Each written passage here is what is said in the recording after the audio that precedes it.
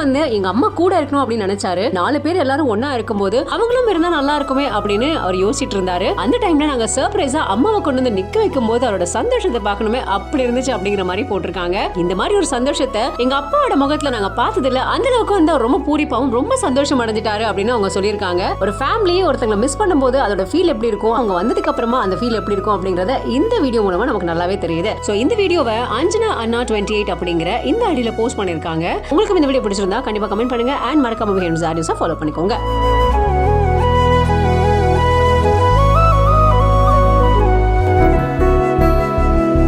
சுமார் 11 லட்சத்தில் அதிபயங்கர பாதுகாப்பு. கோர விபத்திலும் காருக்குள் சேதம் இல்லை. குழந்தை பாதுகாப்பில் 45 புள்ளிகளை அதிகமாக பெற்ற Tata punch EV car.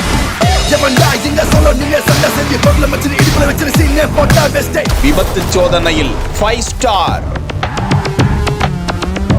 டாடாவின் electric micro SUV கார்களுக்கான AOP சோதனையில் 32க்கு 31.46 புள்ளிகளை பெற்றிருக்கிறது. முக்கியமாக குழந்தை பாதுகாப்பில் COP சோதனையில் 49க்கு 45 புள்ளிகளை பெற்றிருக்கிறதா. இந்த காரில் 6 ஏர்பேக்குகள், EBD உடன் ABS எலக்ட்ரானிக் ஸ்டெபிலிட்டி புரோகிராம் மற்றும் ISO ஃபிக்ஸ் குழந்தை இருக்கை மவுண்ட்கள் ஆகியவை காருக்குள் பொருத்தப்பட்டுள்ளதா. பஞ்ச் EV காரின் விலை 10,99,000 ரூபாயிலிருந்து 15,49,000 ரூபாய் வரைக்கும் ஷோரூம் விலைக்கு கிடைப்பதாக தகவல்கள் வெளியிடப்பட்டுள்ளன.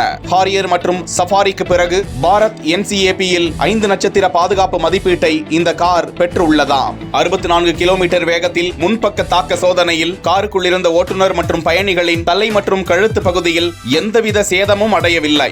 மேலும் மார்பின் பாதுகாப்பு ஓட்டுநரின் உயிருக்கு மிகுந்த பாதுகாப்பை அளிக்கிறதாம். அந்த காருக்குள் இருந்த ஓட்டுநரின் முன் எலும்புகள் பாதுகாப்பாக இருந்ததாகவும் உடலின் எந்த ஒரு பகுதியிலும் பாதிப்பு ஏற்படவில்லை என்றும் அந்த மதிப்பீட்டு சோதனை குறித்த முடிவு தகவல் வெளியாகி இருக்கிறது.